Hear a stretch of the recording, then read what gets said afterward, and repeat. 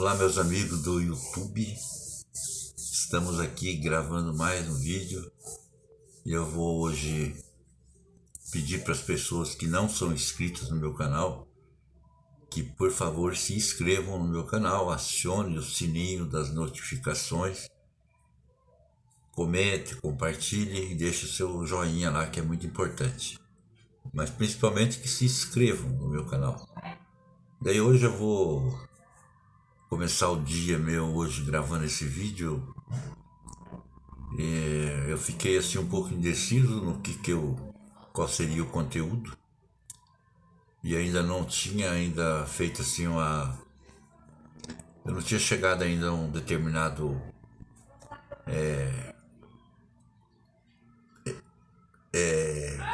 meu Deus, na verdade é de uma determinada ideia que eu comento, que é meus vídeos são, às vezes eu estou comentando sobre o Nordeste do Brasil, que é aquela cidade, Rainha Isabel. E às vezes estou falando da minha cidade, contando história, falo de Rosário do Ivaí. Então, enfim, eu falo de. Cada vídeo tem uma determinada direção. Mas eu penso e quero que seja interessante para todos, né? Para todos.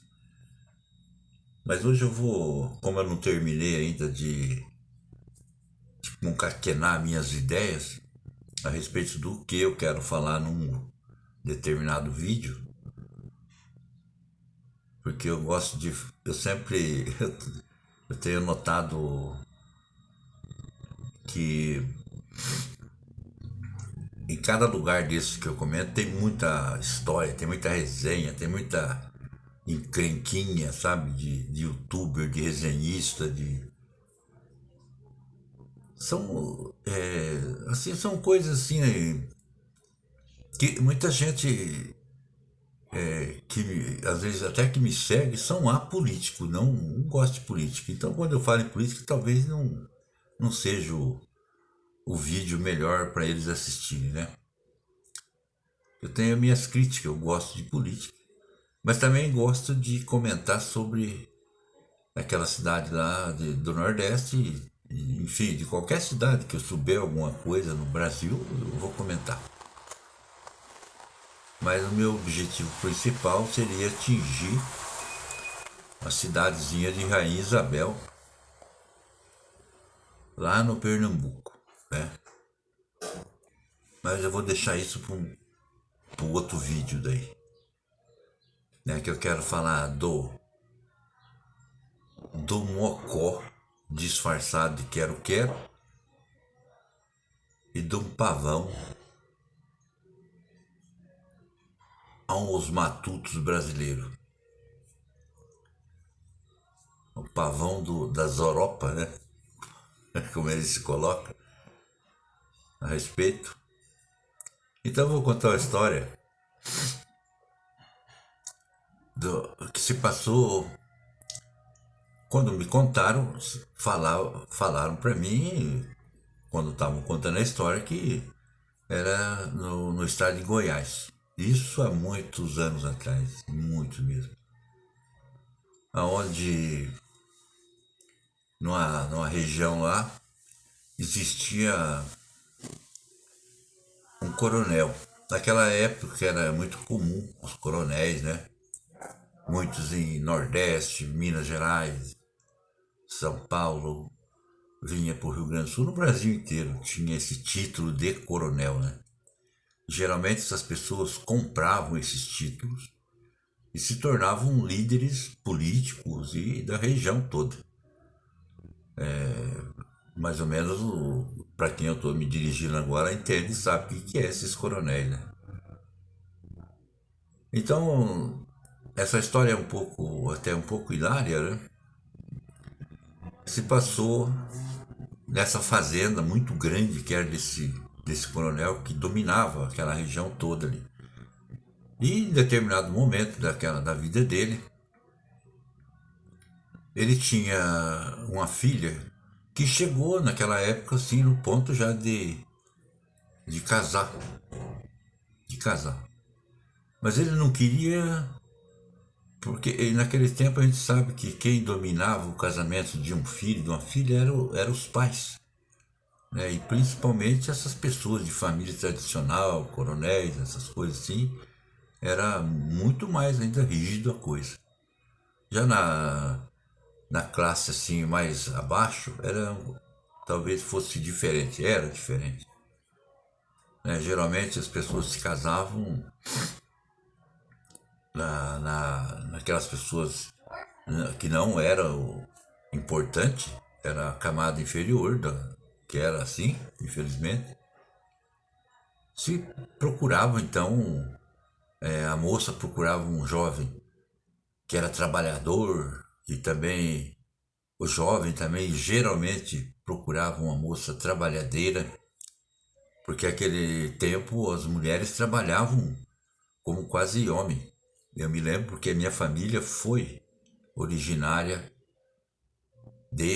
desse tipo de coronelismo, né, que meus bisavós vieram de Portugal. Já vieram já jovens já, né, e se fixaram no Brasil e criou-se a família. E ele se tornou também um coronel também em Minas Gerais já.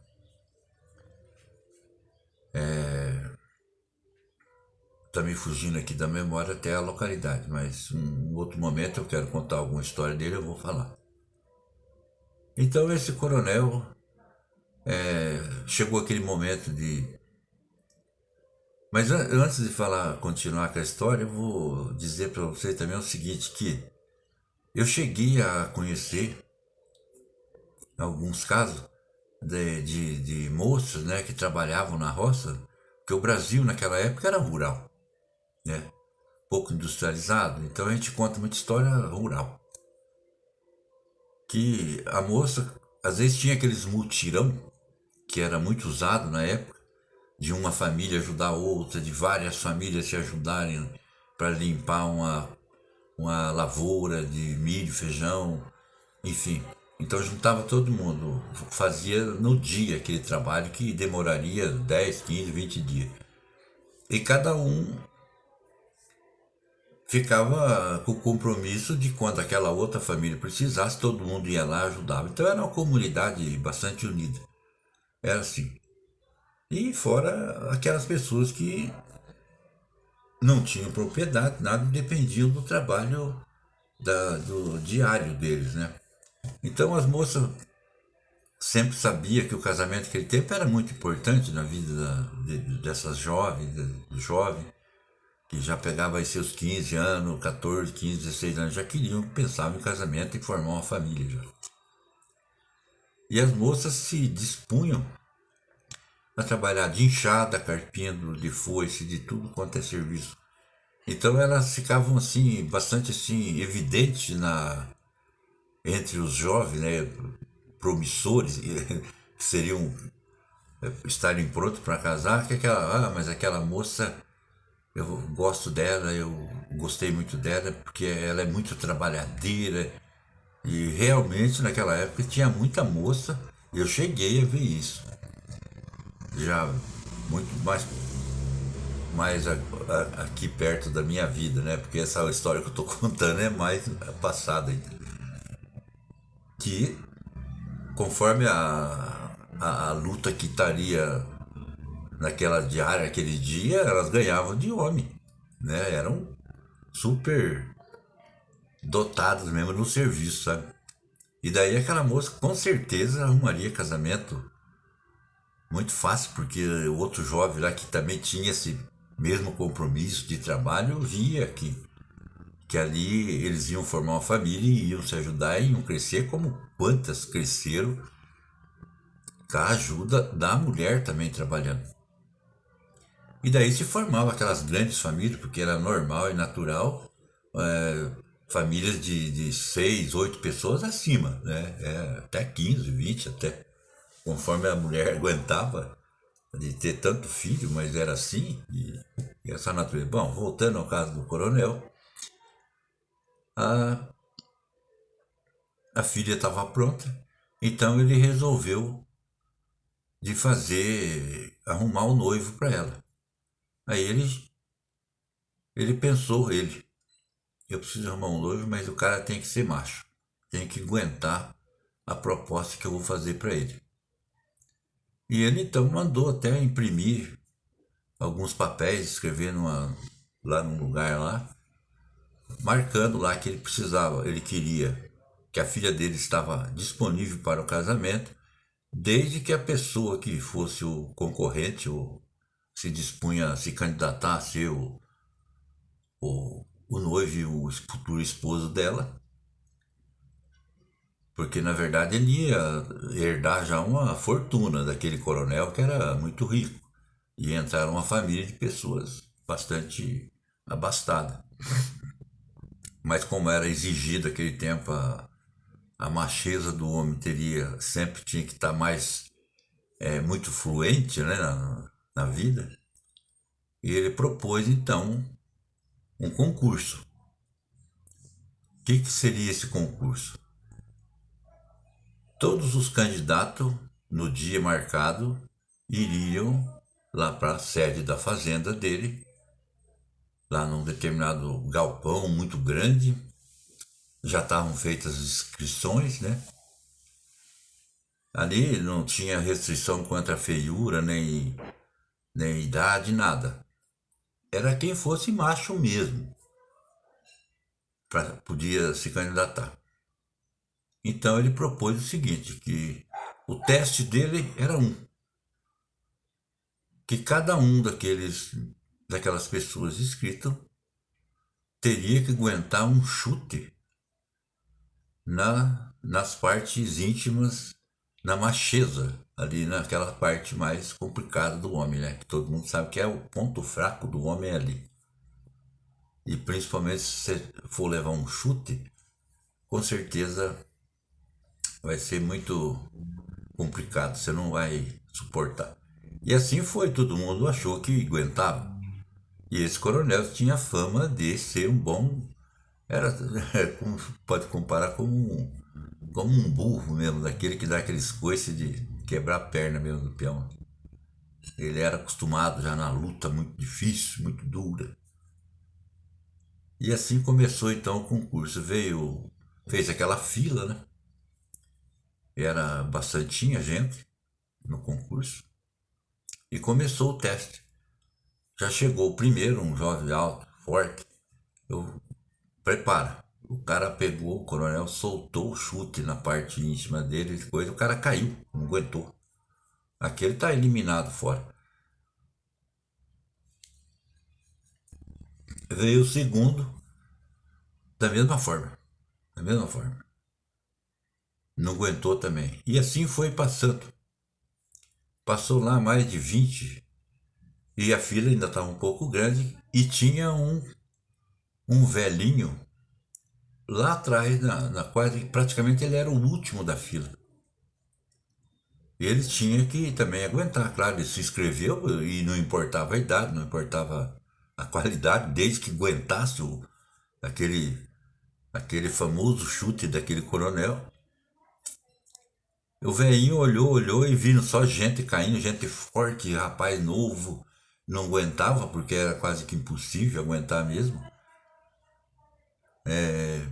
O velhinho pegou, ele tava com uma bolsinha tiracolo, que é costume de velho, né? Sempre carrega alguma coisa dentro, alguma que ele acha importante. E gente velho sempre é prevenido, né? Ele lembrou, falou, pô, eu tenho aqui uma cordinha, eu vou fazer o seguinte, ele pegou e saiu da fila, já era o último, quase por último mesmo, ele pegou e foi num lugar mais escondido, amarrou a corda nas partes das pencas dele e puxou ela para trás das costas e levantou o, as batatinhas dele para cima, né? Porque velho tem esse, eu não sei se é verdade isso, mas diz que desce, né? Um pouco. E aquele dele tava bem já, muito velho já, e de certo tinha descido bastante, ele pôde fazer aquele, como fala, na verdade era a tática dele, né? De pegar e fazer aquilo. Então ele amarrou ali bem, para não machucar, claro, e puxou para trás. E as batatas dele ficou puxado para trás e a cordinha amarrada na cintura dele, sabe, por baixo da roupa. E entrou na fila de novo. E foi o coronel chutando um, chutando outro, e ninguém aguentava mesmo.